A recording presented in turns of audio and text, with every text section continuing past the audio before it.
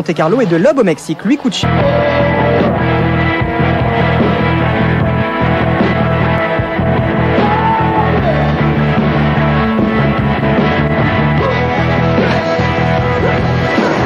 Bonsoir à tous, de la terre, des pierres, de la poussière. Pas de doute, nous sommes bien à Chypre, l'épreuve la plus lente mais aussi la plus difficile du championnat. Avant ce rallye, 4 pilotes se tiennent en 3 points. Les choses seront bien sûr différentes dimanche. À l'arrivée, quels sont les gagnants et les perdants de ce rallye de Chypre? La réponse en images. 6 mois après les doutes sur sa survie en mondial, Ford est en tête des 2 championnats. Son bilan, 2 podiums pour Duval, 3 dont une victoire pour Martin, leader du classement pilote. Si la Ford Focus a brillé à ses débuts sur les terrains cassants, sa version 2003 était plus fragile. L'Estonien compte sur l'évolution 2004 pour reconquérir les rallyes méditerranéens. Je crois que le plus difficile sur ce rallye, c'est de trouver le bon rythme et de rester concentré. C'est très dur parce que toutes les spéciales, tous les virages se ressemblent beaucoup. C'est un rallye assez ennuyeux en fait. 9 points de retard pour Citroën au classement constructeur. Après un début de saison de rêve, le champion en titre marque le pas. Les abandons de Sainz à Monte-Carlo et de Lob au Mexique lui coûtent cher. La distribution des points dans ce championnat favorise énormément la régularité par rapport au brio. Ce qui fait que même en ayant gagné les 2 premiers rallyes, on n'était pas en tête du championnat constructeur. Et je crois que les pilotes ont compris aussi qu'il était important de terminer tous les rallyes, même pour eux. Le héros des épreuves hivernales a plus de mal sous le soleil. Pourtant, Sébastien Loeb compte bien combler son handicap d'1 point sur Marco Martin dans la fournaise chypriote. C'est de trouver le bon rythme sans faire d'erreur, dans des spéciales très, très cassantes par moment. Donc on peut se faire piéger par des pierres qui sont revenues sur la route, qui ont été ramenées par les voitures précédentes. Donc c'est assez difficile. Peugeot retrouve le sourire. La 307 s'est montrée véloce et fiable en Nouvelle-Zélande. La voilà prête à rouler sur les traces de la 206. Gronholm, 3e du championnat pilote, et Rovanperä, confirmé pour toutes les épreuves terre, joueront la gagne à Chypre.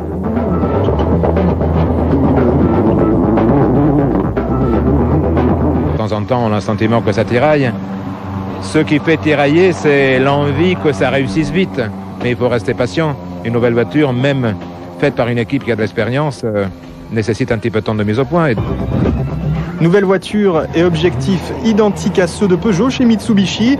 La mission de Gilles Panizzi et de Christian Solberg, ramener le maximum de données à leurs ingénieurs.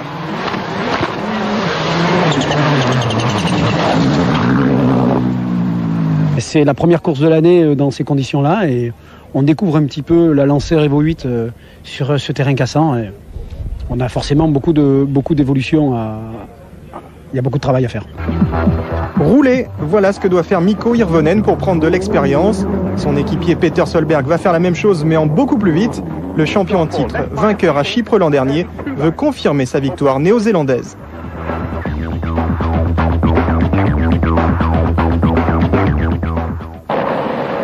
Et la recette de Solberg est simple.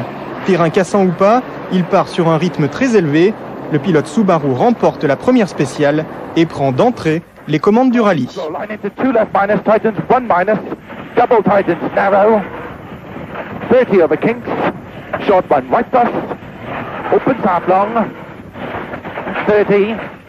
François Duval aussi est parti vite.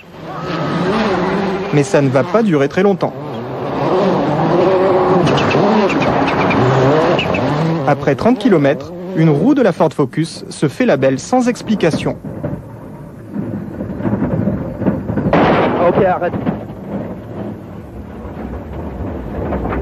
Coup dur pour Duval et pour l'équipe leader du championnat constructeur.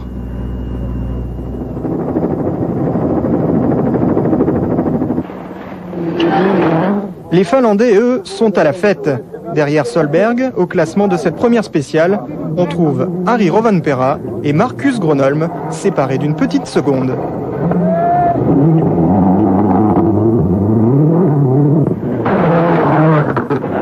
Quatrième, Carlos Sainz est déjà à 18 secondes de ce trio d'hommes du Nord. Vous voici à l'intérieur de l'Axara de l'Espagnol. Regardez-le bien passer les vitesses.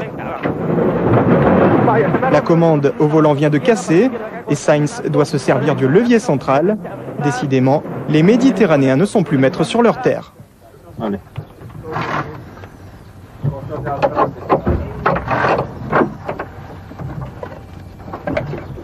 On a un petit problème avec les manettes de la boîte électronique. Il est cassé et il a tombé dans les pieds, dans les pédales, tout le spécial. Et après, nous avons un peu de problème avec les pneus trop usés. La situation de Sébastien Loeb est encore moins bonne que celle de son équipier. Il est allé 1 seconde au kilomètre moins vite que Solberg dans cette spéciale. L'Alsacien pointe au 6e rang et accuse déjà 40 secondes de retard. Sur gauche 120, et droite 130, pompe fort, et droite 120 bon. Ça a été un début difficile, il a fallu se mettre en confiance. J'arrivais pas à être en confiance justement parce que bon, on avait un réglage de différentiel qui avait tendance à me faire sous-virer et j'ai pas réussi à rentrer dans le rythme et donc on perd pas mal de temps. Sébastien Loeb se remet vite dans le rythme.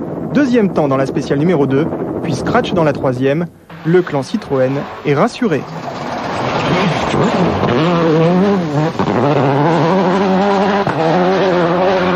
Dans 90 moins bosselé. Et gauche 80 bosselé. 50 mètres. Droite 110 plus corde tape. 80 mètres, droite 120. Loeb et Elena espèrent qu'ils n'ont pas déjà, sur cette contre-performance matinale, laissé passer leur chance, tout comme Marco Martin, qui est guère mieux loti. Il ne devance Loeb que de 3 dixièmes au général.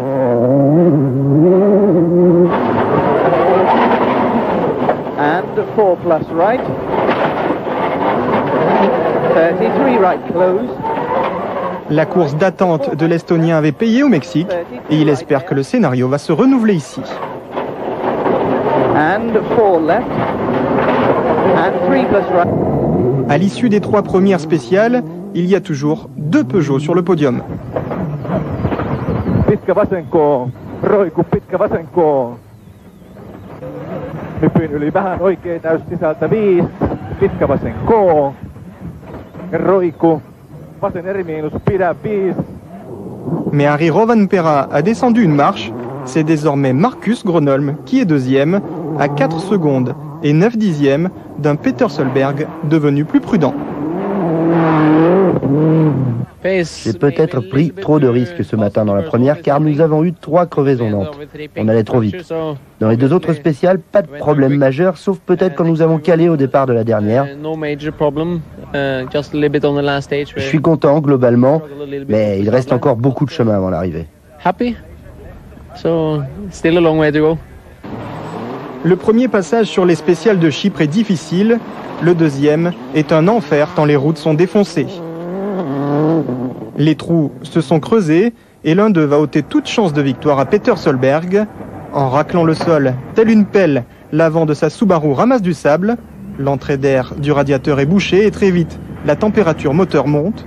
Pour éviter qu'il casse, Peter Solberg lève le pied et s'arrête en spécial.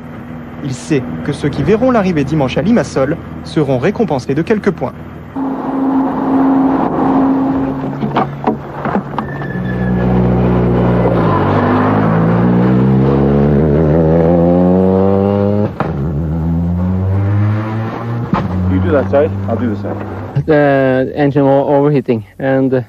Le moteur surchauffait.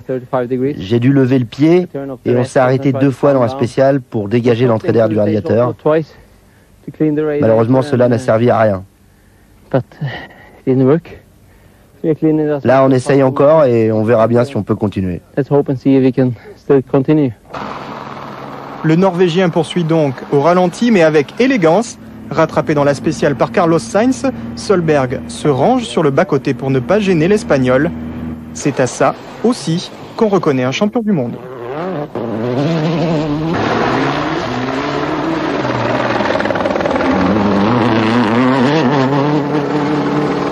Après 60 km de chrono seulement, les mécaniques souffrent. Les premières casses surviennent. À l'arrivée de la 4e spéciale, l'embrayage de Marcus Gronholm lâche. Ah, je suis en panne d'embrayage, hein, c'est difficile. Heureusement pour le Finlandais, il n'est pas nécessaire d'embrayer pour passer les vitesses sur une WRC. La plus grosse gêne est au départ des spéciales. Gronholm conserve sa première place à la fin de l'étape, mais a tout de même perdu 20 secondes.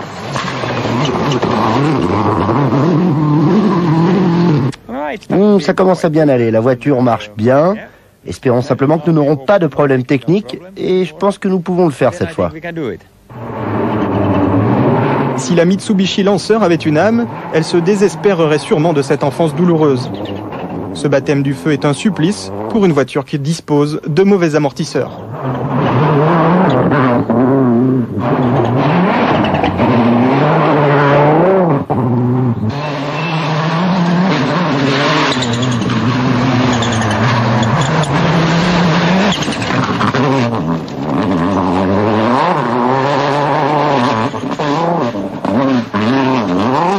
Je savais très bien qu'en 6 mois, on ne peut pas construire une voiture et la rendre compétitive. Il faut beaucoup plus de temps. Donc on est ici. La voiture, franchement, elle est pas mal. C'est juste que pour cette course, au niveau des suspensions, on souffre beaucoup. Donc on n'arrive pas à pouvoir passer la puissance comme on devrait. Et forcément, ça nous met dans des mauvaises positions. La Xara, elle, est solide. Carlos Sainz ne connaît pas pour autant une journée sans souci. Son plus gros est l'usure des pneumatiques. Avec des gommes à l'agonie dans la dernière spéciale, il perd 2 places en 7 km, dépassé par Marco Martin, désormais 4e, et par Sébastien Loeb.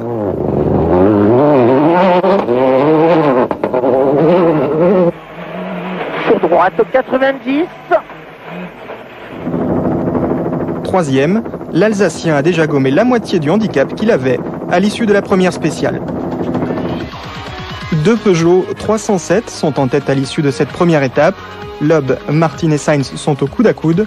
11e, Peter Solberg est à plus de 9 minutes 30. C'est quand même dans l'ensemble l'attaque, hein. Il y a un rythme très élevé. On se rend compte que justement on peut pas trop se permettre de préserver la voiture dans le cassant si on veut suivre le rythme. Il faut vraiment y aller. Donc non, on a bien roulé. Bien sûr que nous devons attaquer, mais sans prendre trop de risques. C'est notre stratégie, et ce n'est pas facile, car c'est très très serré entre les 5 premiers du classement. Bon, nous ferons de notre mieux demain.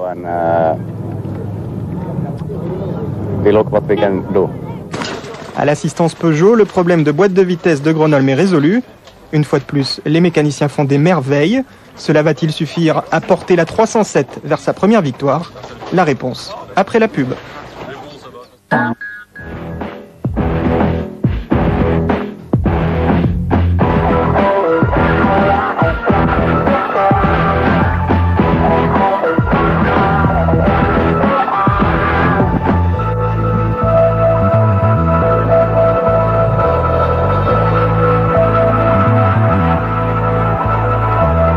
Retour sur le rallye de Chypre, où la journée de samedi va bien mal commencer pour Mitsubishi.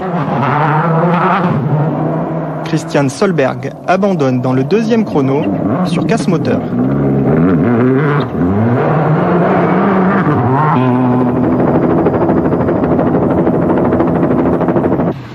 Les frères Panizzi parviennent tant bien que mal à boucler les 3 spéciales, mais n'iront guère plus loin.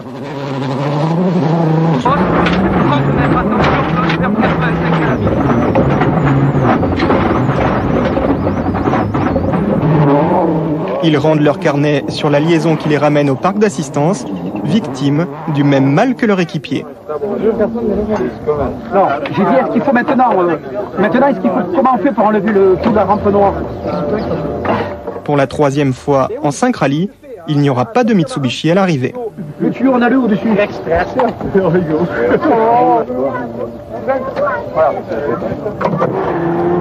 Un abandon qui permet à Janne Tuohino de rentrer dans les points. Vasen hidas jouhe. 5. Vasen ja oikein hidas jouhe.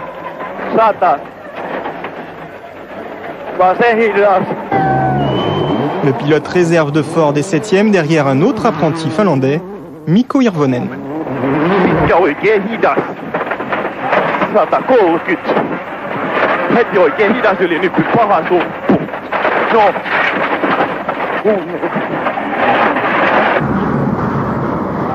Mikko Hirvonen se fait peur, alors que sur l'autre Subaru, Peter Solberg enchaîne les temps scratch pour tenter de faire son retour dans les 8 premiers, non sans se faire lui aussi quelques chaleurs.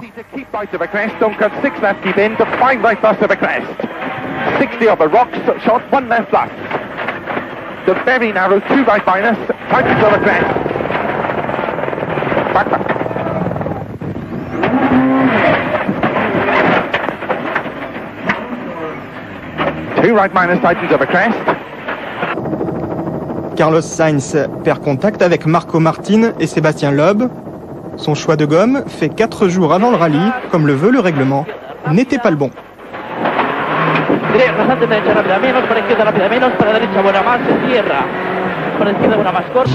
Le pilote Citroën a maintenant 1 minute de retard sur la Ford de l'Estonien. C'est comme ça, nous avons fait peut-être les bons choix avant le rallye et il roule avec ce que c'est le mieux. Devant, Martin et Loeb se livrent un superbe duel. Le Français est devant après la 7e spéciale, mais l'Estonien prend le dessus dans la suivante. Sur ce rythme endiablé, le moindre écart est impardonnable et c'est Martin qui va craquer le premier. 50, flat right, 30, junction 3 minus right slow. 50, 3 plus right. Bah, ça va pas trop mal, sauf que dans la dernière spéciale, on a perdu du temps, car on a tapé dans une corde. On a un peu tordu le bras de direction, mais à part ça, tout va bien, rien de grave. Dans le même temps, Sébastien Loeb fait le scratch et se donne de l'air. Une petite bouffée seulement, il y a 7 secondes d'écart entre la Citroën et la Ford. Sans danger, gauche épingle le goudron. 30 mètres. Gauche 70 plus Milon, gravette, pas corde. 50 mètres, droite, gauche 130, pas corde, gravette. Je pense avoir bien roulé déjà au premier passage. Après, bon, les temps souvent s'améliorent du premier au deuxième passage, c'est clair, parce que il y a du balayage. Donc, on verra. On va essayer déjà de faire le bon choix de pneus et de faire pour le mieux au deuxième tour. Cette bagarre entre Loeb et Martin prend d'autant plus d'importance que son enjeu est la 2e place.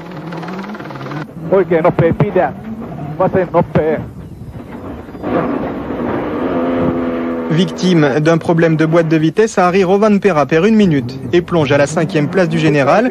Ses affaires ne s'arrangent pas à l'assistance. Il écope de 30 secondes de pénalité pour pointage en retard. J'ai un problème de boîte de vitesse depuis la première spéciale ce matin. Je n'ai plus de 2e. C'est difficile de savoir quelle vitesse utiliser, surtout dans la 2e spéciale qui est très très lente. La plupart du temps je suis en 3e, mais il y a aussi des passages où je dois être en première. En fait, la vitesse idéale, ça serait la seconde. De temps en temps, j'arrive à la réenclencher, mais c'est trop dangereux, je n'ai pas envie de casser la boîte.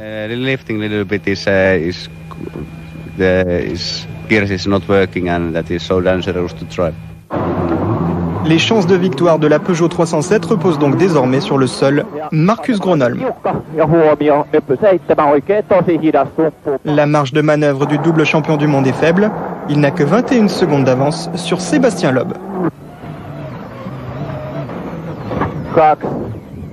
Oikein nopea puu ulkona. 4 ja oikein nopea kivet sisällä.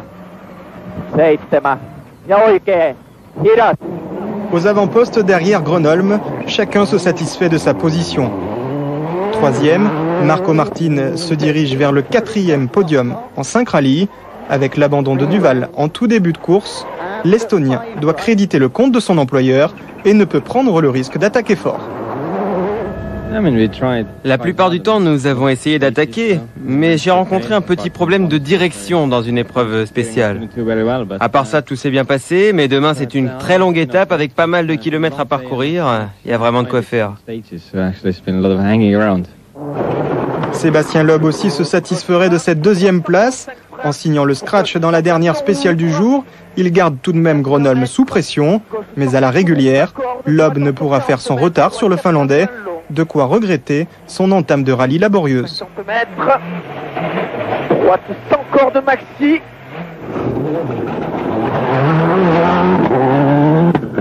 À la régulière, tout est possible, mais à mon avis difficile. Donc, en plus, bon, c'est en dernier jour. Est-ce qu'il faut prendre le risque de tout tenter pour aller le chercher? C'est risqué quand même. Donc, non, je pense qu'il faut continuer sur un bon rythme. De toute façon, on est obligé. On a Martin qui, lui, à mon avis, tente de revenir. Et puis voilà, on verra bien ce qui se passera. Seul un ennui mécanique semble pouvoir contrarier Gronholm. Sevré de victoire depuis plus d'un an, le pilote Peugeot n'a guère été épargné par la malchance ces derniers mois. Les 100 km de chrono de la dernière étape vont sûrement lui sembler bien longs.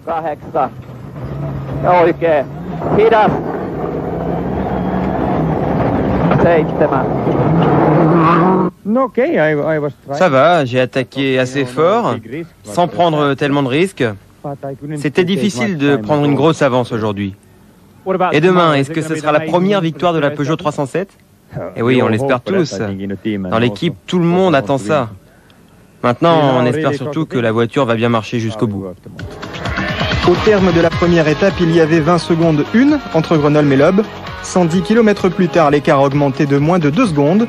Autant dire que la 307 et la Xara ont fait jeu égal. Martin est en embuscade. Solberg revient dans les points.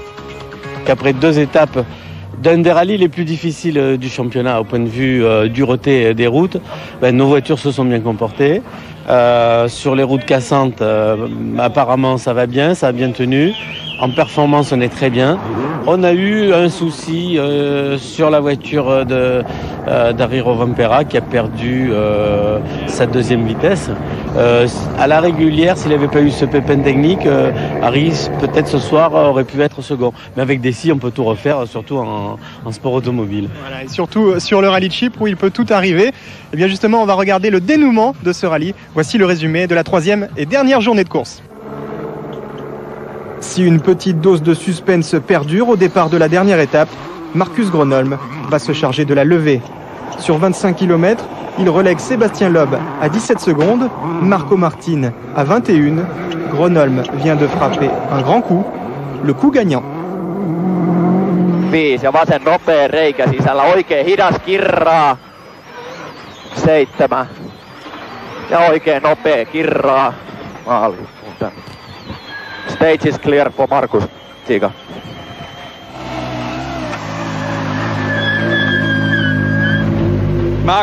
Marcus a vraiment été l'attaque maximale, vous faites un temps canon. Ah ouais, je voulais vraiment les assommer ce matin. Maintenant, j'ai plus qu'à ramener la voiture. Sébastien Loeb est désormais à 40 secondes de Gronholm. 40 secondes, c'est ce qu'il avait concédé dans la première spéciale du rallye. En droite, gauche 90 et droite 80. 50 mètres. Gauche 60 plus Milon. 50 mètres. C'est clair qu'il a attaqué fort. D'un autre côté, on n'avait pas les mêmes pneus. Nous, on avait choisi un choix de pneus un peu différent. On avait le même que Martin. Et effectivement, on fait les mêmes temps. Contre Marcus, lui, avait des pneus vraiment différents. Et peut-être que c'est lui qui avait le bon choix. 5 minutes, c'est ce que doit perdre Mikko Hirvonen dans cette dernière étape pour laisser à son leader Peter Solberg les 3 points de la 6e place. Le jeune Finlandais va parfaitement s'acquitter de sa tâche, parfois bien malgré lui.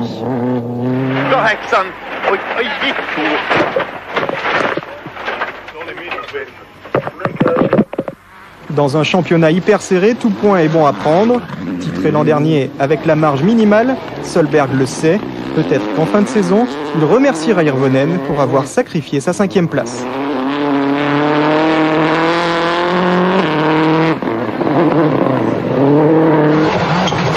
Harry Rovanperä poursuit son retour en grâce auprès de l'état-major Peugeot. Sans son souci de boîte de vitesse, il aurait été en course pour la 2e place.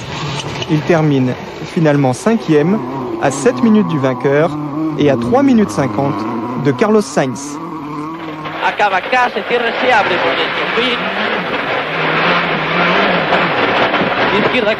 L'Espagnol n'a pas connu de gros pépins mécaniques, mais il a payé cash sa mauvaise sélection de pneumatiques. Toutefois, grâce à cette 4e place, Citroën revient sur Ford au championnat constructeur. Martin décroche une belle 3e place. Si Duval n'avait pas abandonné, l'Estonien aurait pu se livrer à 100%, mais ce n'est que partie remise. Sébastien Loeb conserve 15 secondes d'avance sur Marco Martin. La première victoire sur terre de l'Alsacien n'est pas pour ce week-end, mais avec cette Xara rapide et fiable, il s'en approche à grands pas. Sur droite 120 bon, 50 mètres, gauche 110 pas corde.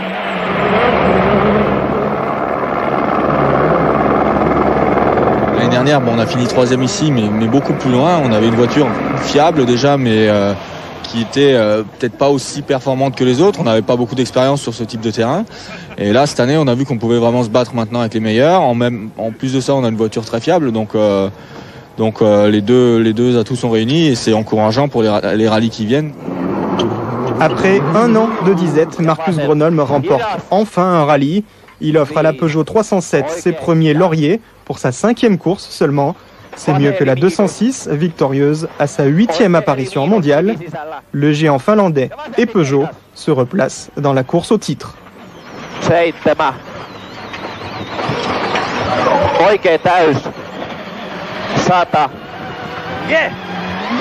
is clear for Marcus.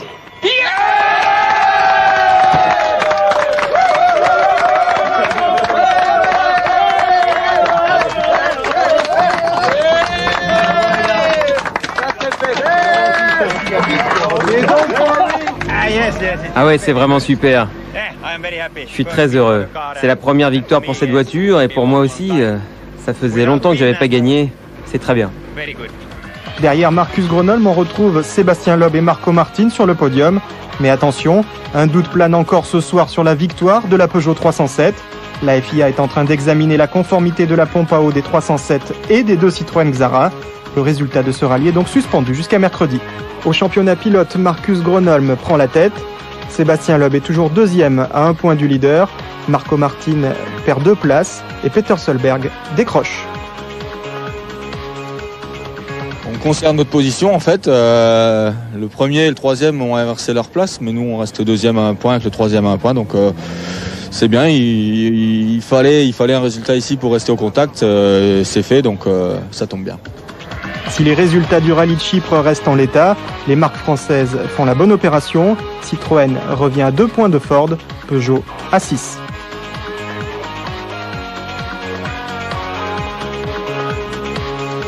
La 307 est une nouvelle voiture, plus performante, plus efficace et qui n'est qu'au tout début de son développement. On a encore beaucoup de choses qui doivent venir, mais surtout ce qu'on a pu voir aujourd'hui au vu des temps que Marcus a pu faire, nous encourage vraiment. La voiture commence à marcher bien et surtout, Marcus commence à en tirer vraiment le parti.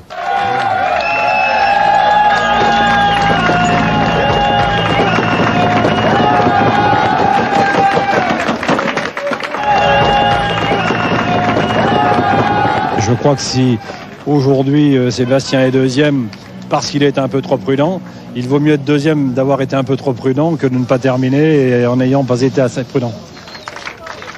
Il y a de la joie chez Peugeot qui renoue avec la victoire. Marcus Gronholm prend la tête du championnat pilote. Prochain rendez-vous en Grèce dans 3 semaines. Bonne fin de soirée sur TF1, à bientôt.